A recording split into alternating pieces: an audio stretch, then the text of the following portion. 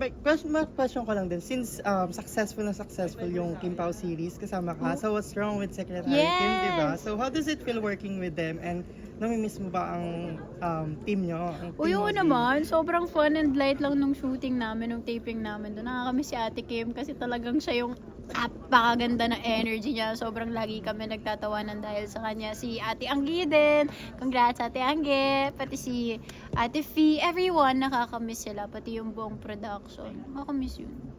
Yeah. And may movie sila napaparating, Make Your Love Will Oo Disappear. nga, nakita ko nga yun eh. Will be part ba of that film ba? Hindi po. Pero are you willing if ever, since Di ba ba sila nag-shoot? Nag-shoot sila, pero Ah, so, pwede kong rolling masama, sila ganun. ngayon. Kahit saang project, oo naman. Let's go. Fan ka ba Diba? ng Kim Pao? Fan Oo naman, ayoko na!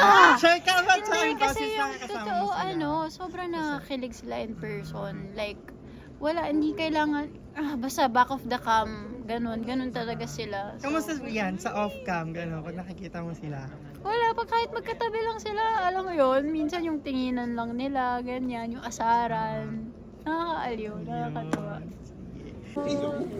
Jillian, congrats! So, how does it feel na finally napanood mo na ngayon yung Talay? For first time, right? First time. Muna pa. After a year. Kasi last year pa namin siya ginawa. So, pwede ko po? Sure yan. Mas okay. Yeah. Nakakaganda ako. Grabe. Hindi ko kasi alam talaga kung paano siya, yung kalalabasan niya. And I'm happy na ganun. Lahat ng cast may, kumbaga makita mo yung acting prowess nila. Oh my God. Thank you, Lord. Any realization after watching? Realization about The film? the film? Bakit ako? Pag pumunta sa Talay. Ano ba? Or favorite part? Ano naman? Favorite part? Yung last part ko. Yun yung favorite part ko. Yun yung favorite part ko. Sa totoong buhay ba, may malapit na yung sa character mo dun sa real life? Alam nyo, feel ko nga, parang medyo ganun ako. Pero nung pinapanood ko na siya ngayon, parang feel ko ibang tao. Yung pinapanood ko, ganun. Ngayon lang ako hindi nag-cringe Okay. sa sarili ko. Sabi ko nga kay Derek kanina, hindi naman sa pag-aano ng sarili ko. Ito lang yung honest. Yung last scene, hindi ko alam bakit ako nanginginig habang pinapanood ko siya. Ngayon lang ako naging emotional habang pinapanood ko siya. Hindi ko naman talaga ginagawa. But yeah, kayo, kamusta? Sobra. Yes, this actually deserve yung sinabi mo. Ang galing mo nga dito. Ibang Jillian. Hindi ko sinabi yun Hindi, I mean, totoo talaga na kakaiba yung pinakita mo dito. And lalo dun sa last part. So, tanong ko nga sa'yo, paano mo pinagandaan yung ganong eksena? Or yung preparation mo dahil parang sobrang bigat na ng hirap gawin?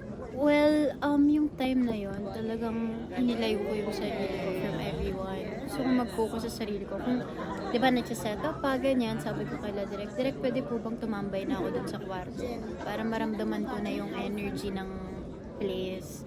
Kasi ako lang mag-isa yun eh, tsaka si Kuya Dax lang, di ba? So, yun, nag-internalize lang ako. Alvin. Tapos yun, with the help of everyone din, bago ko ginawa yung scene na yun, syempre yung mga co-actors ko, talagang inaalalayan nila ako sa mga eksena namin. So, yeah. Napaisip ka din ba while watching? Kasi ang daming mga twist eh. Hindi mo alam kung ano yung ano. Saan papunta eh? Totoo. Ay talaga? Ganun Ay, yung parang parang nyo? yung labas niya kasi parang twisted minds, So, gano'n. kailangan ng multiple viewing to. Totoo. Nabasa ko yung script, alam ko na yung mga mangyayari. Pero yung part na, sabi ko, ano nangyari kay Christoph? Anong gusto niyang mangyari? Mag-ano ba siya? Hindi pala. Iba pala yung gagawin niya. So, ganun pala yung ginawa sa inyo ng film. Thank you naman. Sige, invite na lang the audience. Ayan, so everyone, si Jillian Vicencio po ito.